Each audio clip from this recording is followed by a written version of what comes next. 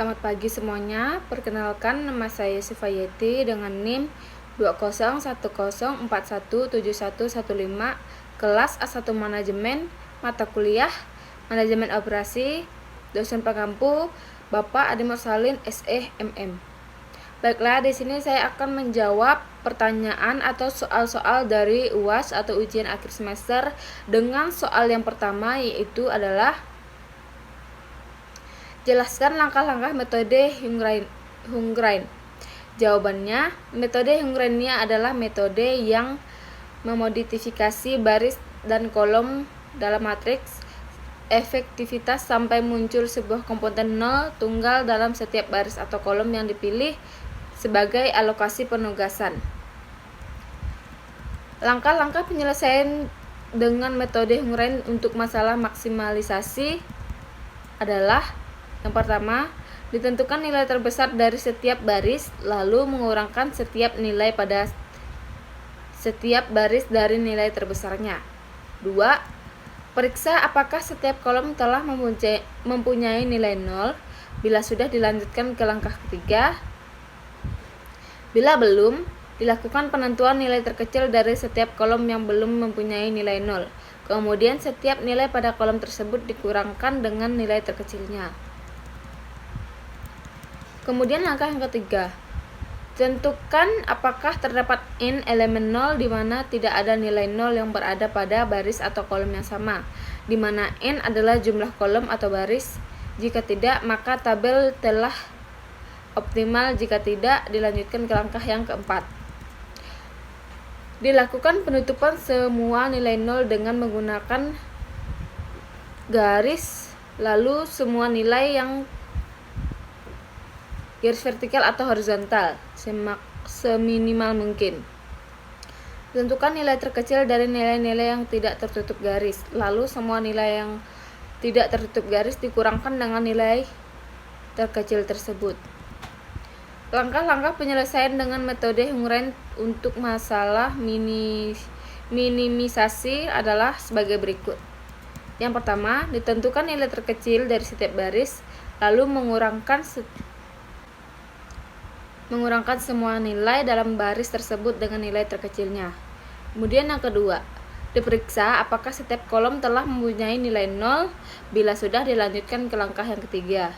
Bila belum, dilakukan penentuan nilai terkecil dari setiap kolom yang belum mempunyai nilai 0. Kemudian setiap nilai pada kolom tersebut dikurangkan dengan nilai terkecilnya. Langkah yang ketiga, ditentukan apakah n terdapat elemen 0 di mana tidak ada nilai 0 yang berada pada baris atau kolom yang sama, di mana n adalah jumlah kolom atau baris. Jika ada, maka tabel telah optimal. Jika tidak, dilanjutkan ke langkah yang keempat. Yang keempat, dilakukan penutupan semua nilai 0 dengan menggunakan garis vertikal atau horizontal seminimal mungkin.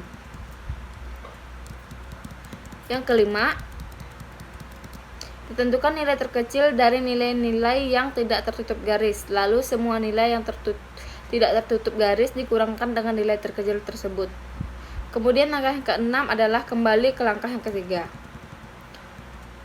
Pertanyaan yang kedua atau soal yang kedua, jelaskan apa yang menyebabkan terjadinya antrian.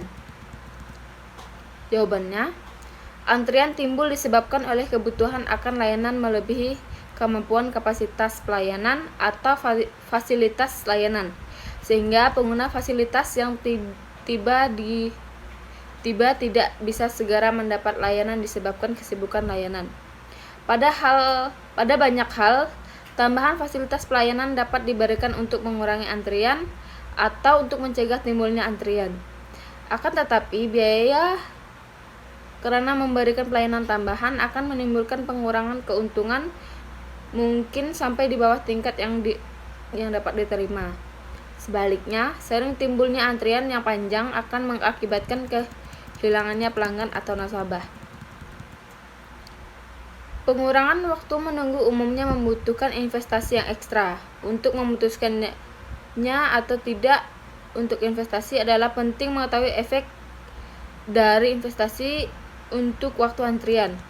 Maka kita memerlukan model dan teknik untuk menganalisis situasi ini. Di dalam buku kita akan memerlukan beberapa model dasar teori antrian. Perhatikan ditekankan pada metode untuk menganalisis model ini dan juga aplikasi dari model antrian, penting sistem komunikasi dan sistem pengolahan informasi. Antrian model bermanfaat untuk perancangan sistem dalam kaitannya dengan tata ruang, kapasitas dan kendali. Di dalam kuliah ini perhatikan terbatas pada model dengan satu antrian. Situasi dengan lebih dari satu antrian diperlukan dalam kursus antrian jaringan. Merupakan teknik lanjutan untuk bilangan eksak, aproksimasi dan analisis numerik dari antrian akan menjadi pokok bahasan metode algoritma teori antrian. Kemudian soal yang ketiga, sebutkan langkah-langkah dalam menyelesaikan masalah minimasi dan maksimasi. Jawabannya adalah masalah maksimasi dapat berupa memaksimalkan keuntungan hasil. Langkah-langkah dalam menyelesaikannya adalah tentukan variabel, fungsi tujuan, fungsi kendala atau batasan, dan membuat grafik. Permasalahan minimasi adalah minimasi dapat berupa meminimumkan biaya produksi selalu atau solusi optimal tercapai pada garis fungsi.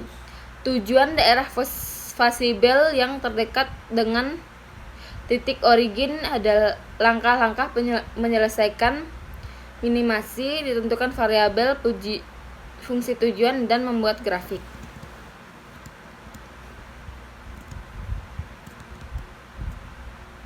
Kemudian soal selanjutnya adalah sebutkan dan jelaskan judul ketiga video di atas. Ini langsung jawaban. Video yang pertama membahas tentang teori antrian, struktur dasar antrian. Dan video yang kedua membahas metode penugasan minimasi. Dan video ketiga yang membahas metode penugasan riset operasi. Kemudian soal yang kedua, siapa pembicara dari ketiga video tersebut?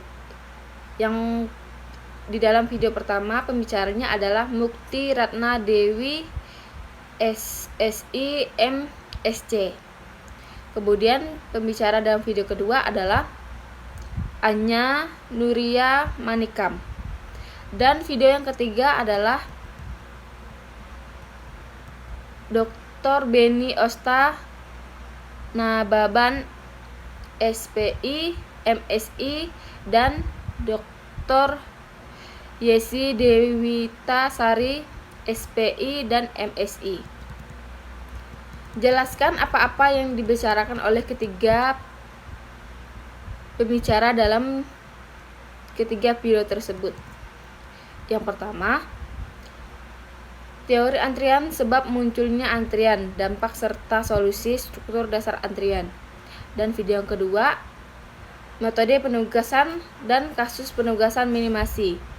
Video yang ketiga, metode assessment atau penugasan.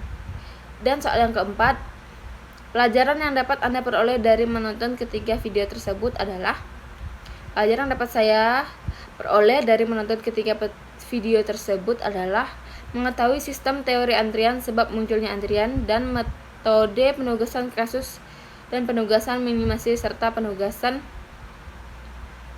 metode penugasan. Soal yang kelima, manfaat apa yang Anda dapatkan dari ketiga video tersebut dan bagaimana Anda menerapkan teori-teori yang dijelaskan oleh ketiga pembicara tersebut. Manfaat yang saya dapat selama menonton ketiga video tersebut adalah saya dapat mengetahui cara mengerjakan kasus dengan metode penugasan dan metode penugasan minimasi. Baiklah, sekian jawaban yang dapat saya sampaikan. Kurang lebihnya saya mohon maaf dan terima kasih.